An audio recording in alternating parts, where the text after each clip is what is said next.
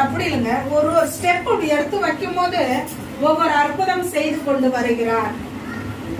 அந்த போதகர் வந்து கெஞ்சி கேட்கிறாரு, என் குழந்தை ரொம்ப நோவுல அவஸ்தைப்பட்டு கொண்டு இருக்கிறாள், தயவு செய்து நீங்க வாங்கோ என்று. விசுவாசம் நமக்கு வேண்டும். நமக்கு என்ன வேணும்? நம்ம வந்தோம், இங்க வந்தோமா ஏனோ தானமா போகிறோம், நம்மளுக்கு நடக்கும் அந்த நம்பிக்கை வேணும். இங்க வந்தா நம்மளுக்கு நடக்குது என்ற ஒரு நம்பிக்கை நமக்கு இருக்க வேண்டும். அந்த பேசிக்கொண்டே வரும்போது மரண பறித்து அவர் ரொம்ப உயிர் போற நிலைமைகள் அவ இருக்கிறா.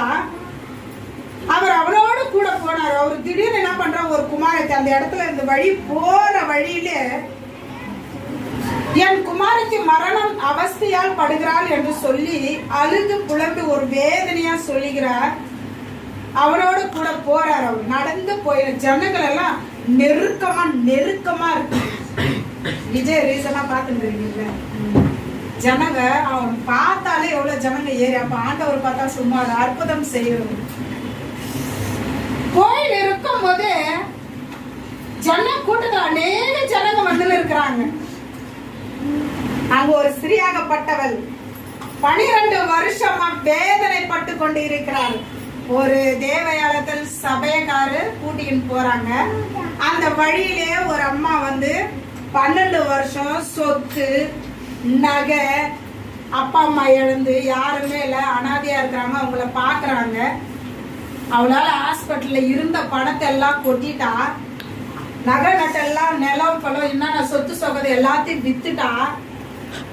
வித்துட்டு கூட வாசனை அடிக்குது அவ மேல,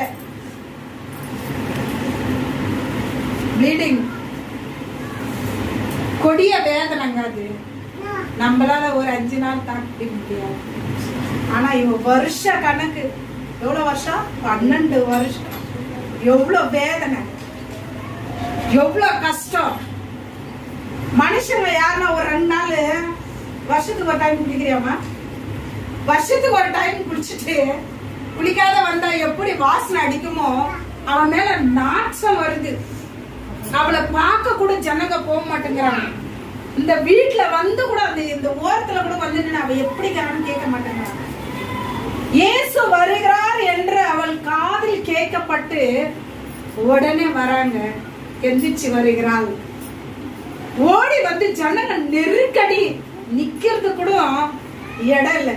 அந்த இடத்துல மெதுவா வருவா. தயங்கி வர, தயங்கி வந்துட்டு அவளோட விசுவாசம், அவரோட பக்தி